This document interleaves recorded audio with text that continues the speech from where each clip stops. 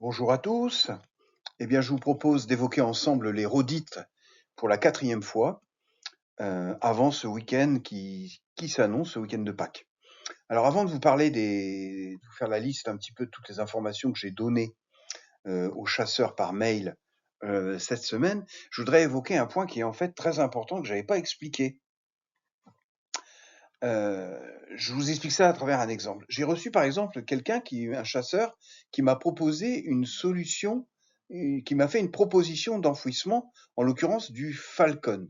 Et voilà par mail comment il m'a exprimé, en vert, en haut, comment il m'a exprimé sa proposition. Il m'a simplement écrit dans un mail: le falcon est enterré dans le parc de la mairie de Dourdan. Bon. Sauf que vous voyez, à gauche, je vous ai mis le parc de la mairie de Dourdan, une carte. C'est un endroit qui est gigantesque. Donc, quand vous faites une proposition de lieu d'enfouissement, et j'en ai reçu quelques-unes, il faut que la proposition d'enfouissement soit extrêmement précise. Par exemple, je vous ai fait, voilà comment doit être exprimée une proposition de lieu d'enfouissement. Vous devez vous repérer par rapport à un lieu qui est indiqué dans, en l'occurrence, le parc de la mairie de Dourdan. Ici, j'ai choisi par exemple la sculpture de l'homme de Dourdan, qui est une sculpture assez célèbre dans la région des Yvelines. Et il faut m'indiquer par une croix rouge où, selon vous, est enterré le falcon ou l'Airbus.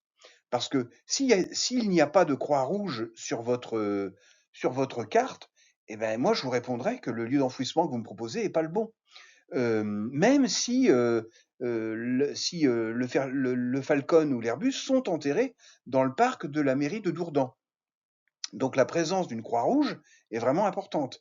De la même façon, imaginons que le falcon soit enterré au sud de la sculpture de l'homme de Dourdan et que vous mettez la croix rouge au nord, comme c'est indiqué ici, eh bien je vous indiquerai que le lieu d'enfouissement proposé n'est pas le lieu d'enfouissement de la chasse au trésor. Voilà, je voulais le préciser parce que je reçois des mails là de gens qui me proposent des lieux qui sont pas inintéressants d'ailleurs, hein, mais leurs propositions ne sont pas assez précises. Donc dans ces cas-là, j'ai pas répondu aux mails et à partir d'aujourd'hui, quand j'aurai des propositions précises, je répondrai de cette façon-là. Je répondrai soit le lieu d'enfouissement proposé est le lieu d'enfouissement de Médey-sur-les-Yvelines, soit le lieu d'enfouissement proposé n'est pas le lieu d'enfouissement de Médey dans les Yvelines. Autre chose également importante, vous avez vu que dans cette chasse au trésor, moi je tiens à aider à aider à donner des informations aux chasseurs quand ils sont dans de mauvaises directions. Donc je vais continuer à le faire, notamment pour les chasseurs qui arrivent, et il y en a beaucoup hein, qui arrivent tous les jours. Je leur indique s'ils font fausse route. Par exemple, dans l'énigme de Emmett Brown, quand ils partent dans des directions, comme vous allez le voir tout à l'heure, qui sont pas les bonnes, je leur dis. Pour l'énigme de la charade également, il n'y a aucun problème.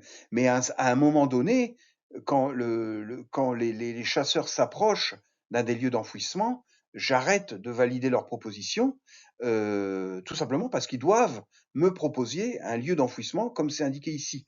Parce que l'intérêt d'une chasse au trésor, à un moment donné, une fois que je vous ai dirigé, c'est que vous cherchiez seul et que vous rentriez dans la vraie complexité d'une chasse au trésor. Une chasse au trésor, c'est pas une chasse dans laquelle vous êtes mené entre guillemets d'énigme en énigme. À un moment donné, cette aide, cette assistance, forcément, elle s'arrête. Elle s'arrête. Voilà. C'était un premier point important. Donc, quand vous m'envoyez des propositions de lieux d'enfouissement, vous devez me mettre une carte Google Maps avec une croix rouge. Voilà. Allez, on passe aux rodites. Alors, les rodites, donc. Les énigmes sont-elles indépendantes les unes des autres? Oui, absolument. J'ai pas vérifié, mais je crois pas avoir fait de lien, entre les énigmes, et c'est tout à fait volontaire, hein, Médée sur les Yvelines est une chasse au trésor séquentielle. Qu'est-ce que ça veut dire? Ça veut dire que l'idée, c'est de résoudre les énigmes les unes après les autres dans un certain ordre, en respectant le principe, c'est que le lieu d'arrivée de la première énigme devient le lieu de départ de la seconde énigme. Est-ce que la charade permet de trouver un nom commun? Non. Dans une des énigmes, il est question d'un économiste qu'il faut rencontrer. S'agit-il de l'économiste anglais Adam Smith? Non, pas du tout. Toujours au sujet de cet économiste, s'agit-il de Raymond Barre, le ministre de l'économie dans les années 70? Non, pas du tout.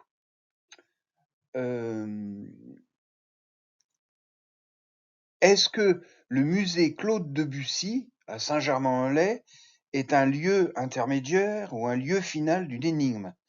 Non, absolument pas. De la même façon, est-ce que le stade Jean Bouin à Paris, sur les bords du périphérique, est un lieu intermédiaire ou final d'une des énigmes? Non. Dans l'énigme de la mesure, est-ce que la mesure qui a été calculée s'applique à toutes les énigmes? Absolument. Quand vous avez calculé et obtenu la mesure, vous pouvez l'appliquer à toutes les énigmes quand l'énigme évoque cette mesure.